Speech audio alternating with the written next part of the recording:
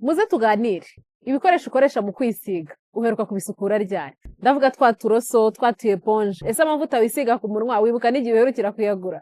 Ibyanjye byose mbigarukaho nahanya gasani. Mu bushakashatsi bwakorewe muri kaminuza ya London Metropolitan University mu Bwongereza, abashakashatsi bapimye ibikoresho bitandukanye byo kwisiga birimo mascara, fond de teint, lipstick, eyeliner, uburoso n'uduponge bakoresha mu kwisiga. Ibyo babonyemo biteye impungenge. Bakteri nyinshi zari zuzuye muri ibyo bikoresho, cyane cyane creo, imwe dukunda kwita tiro. Ikindi babonye cyari giteye ikibazo ni Staphylococcus, akanyabuzima gasanzwe kaba ku ruhu ariko gashobora gutera indwara iyo kinjiye mu mubiri biciye mu dukomere duto. Mu bindi bikoresho abashakashatsi babonyemo microbe ya Candida ishobora gutera indwara zo mu kanwa cyangwa se mu myanya y'ibanga. Ubundi bushakashatsi bwakorewe muri Aston University bwerekanye ko hagati ya 79 na 90% by'ibikoresho byapimwe byari birimo utunyabuzima dutandukanye, kuva kuri bakteri zisanzwe kugera kuri E. coli, ubwoko bwa bakteri ziboneka mu mara y'abantu ndetse n'ay'inyamaswa.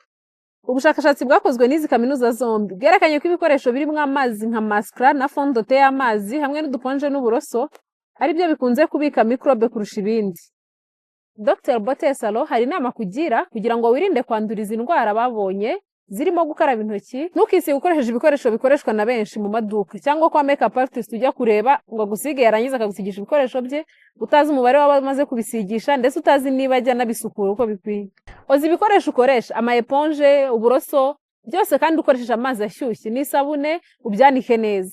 Foundation, mascara na eyeliner ibi ni bibi cyane iyo bihuye n'amazi, ubwo rero ibuka kubibika bifunze. Hanyuma ibuka no kugenzura niba ibikoresho ukoresha bitararengeje igihe.